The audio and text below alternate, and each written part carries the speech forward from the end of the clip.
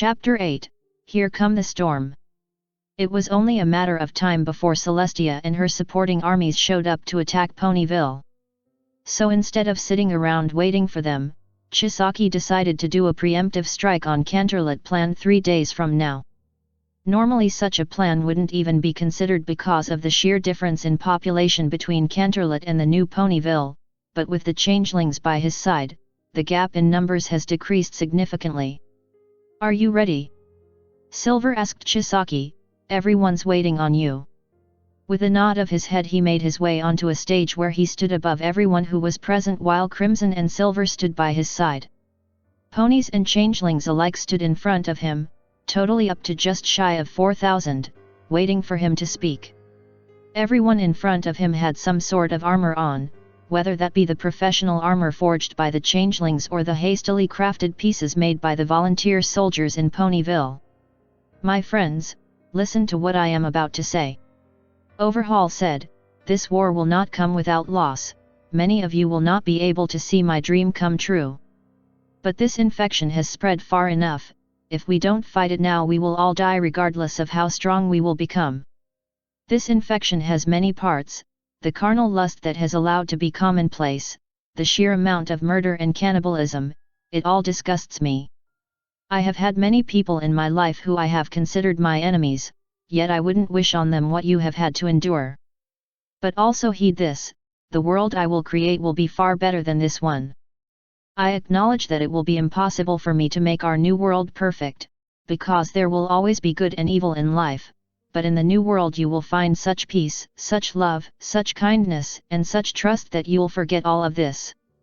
This pain, this death, this old world corrupted to the core. My friends, today will mark the day we will put an end to this infection.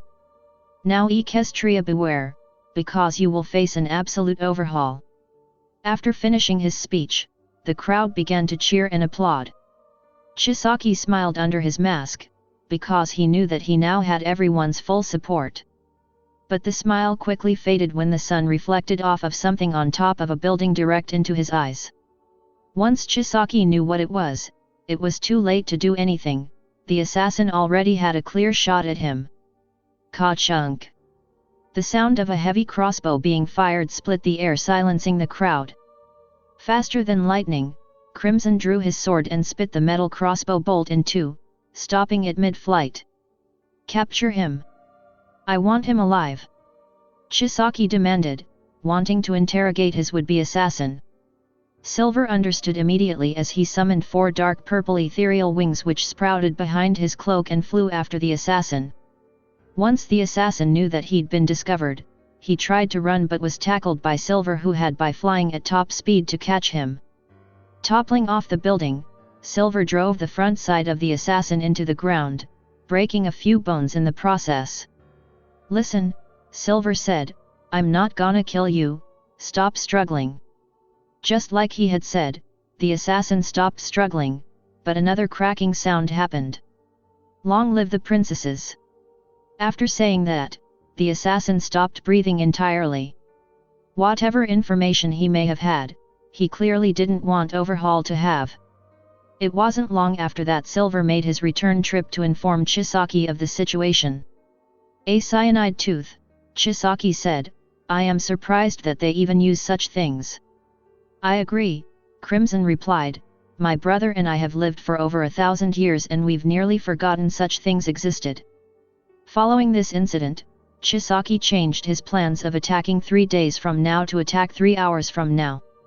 He told everyone if they had family, they should go ahead and tell them goodbye because there was a good chance they wouldn't survive. "Princess Cadence, please settle down," one of Celestia's mages said.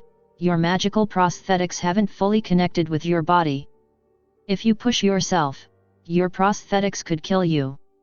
We don't have time for me to recover." Cadence bellowed out, "If what I've heard from the spies are true, then it is no longer a matter of if Overhaul attacks us, but when. If I'm not there to stop him, then we won't stand a chance." Metal prosthetics enchanted with magic were attached where Cadence's arm and leg used to be. Her wing prosthetics hadn't been completely assembled yet, so she remained flightless for the time being. Meanwhile, Shining Armor had recovered from his injuries with the magic of some of the mages. He was kneeling in front of Celestia, Luna, and Damien as he was asked to tell what he had learned from his encounter with Overhaul. "Your Majesties, Overhaul isn't someone to take lightly," Shining Armor said. "He already has a pretty big following, and if utilized it he could do some serious damage to Equestria in a rebellion. And that's not even factoring his own abilities into the equation." Celestia and Luna looked at each other in worry. "Then what are his abilities? If he is as bad as you say he is, then we ought to start preparing as soon as we can." "That's the problem, his ability allows him to reshape anything he touches," Shining Armor said, "and I am not even sure if there is a limit to it. I don't even want to think what he could do if he laid his hand on one of us." "This is of no matter to me," Damien said. "A king such as myself shouldn't have to waste his time dealing with such insignificant insects like him." Luna looked at the giant caribou. "King Damien, it wouldn't be wise for you to neglect this matter. After Overhaul has finished with our kingdom, there is no doubt in our mind that he'll go after the caribou kingdom next." "I believe you missed my point," Damien said. "I am not one to waste my time waiting on him to get here. Because you and your precious subjects have proven just how incompetent you are. So I am going to go deal with him myself." The Caribou King stormed out of the room, and down the streets of Canterlot. For a normal pony, a trip to Ponyville would have taken a few days by train, but for Damien and his royal heritage, he could make it by foot in just over a day. It didn't matter though, because they'd all meet sooner than expected. Back at Ponyville, Twilight and Crimson were busy constructing runes for large-scale teleportation. Despite the runes being designed to increase efficiency of magic use, it would still be hard to teleport such a large army without having to relieve a few soldiers to help use magic. Overhaul watched over the runes' construction. He was surprised that it only took 2 hours for both Twilight and Crimson to assemble this entire thing. "Is everything ready, Twilight?" Overhaul asked when everything looked done. "I believe so," Twilight said, "but I don't have enough magic left over after assembling it." Crimson turned to Twilight. "My brother and I can lend you our magic, all you need to do is make sure we can get there." "That's right," Overhaul replied. "Both Crimson and Silver have incredible magic reserves, so if they lend you some you'll have more than enough." Twilight has seen on numerous occasions the two brothers using magic in various ways. But she still found it hard to believe that they both had that much magic, even though she knew it was true. It wasn't much longer after that Chisaki managed to round up all the soldiers who would be fighting in the battle. Once most of everyone was in the circle, Silver and Crimson put their hands onto Twilight, lending her some of their power. "Are you ready, Twilight?" Overhaul asked, to which Twilight replied with a slow nod of her head, "Activate the spell when you're ready." After Silver and Crimson stepped back into the teleportation zone, Twilight cast the spell, sending Overhaul and his crew to Canterlot with a bright flash. Once the spell had dissipated, Twilight fell over backwards. Luckily there was some soft dirt to cushion her fall as her friends came to her aid. "Attack! Destroy everything in your path!" Overhaul demanded. "We will rid this world of the infection." With the command given, soldiers went sporadic, creating as much chaos as possible. Chrysalis oversaw the chaos, making sure that it could spread as quickly and rampantly as it could. It was mere seconds before screams of terror began rolling throughout the streets. They were about to start their plan when Overhaul heard a familiar voice. Chisaki? I'm not supposed to be here," Fluttershy said. Being quick on his feet, Chisaki dragged Fluttershy by her sleeve into a dark corner and amidst the chaos. He quickly gestured for Silver to come to them. "Listen, Fluttershy," Overhaul said, "there is no way back now. Silver provides her with a weapon to protect herself with." Silver quietly uttered a word as a black sword with an ominous purple glow was summoned in front of his hand. He grabbed it by the black, allowing Fluttershy to take hold of the handle. The sword was not too heavy nor too light for her, but there was something about it that sent a shiver down her spine. Silver was the first one to speak, giving her an offer: "Either you can come with us and fight, or you can stay here and try to survive on your own." Without even thinking, Fluttershy took the opportunity to join Chisaki and the two brothers. There was safety in numbers after all. Moving along the back roads and alleyways, Chisaki led his allies closer to the castle.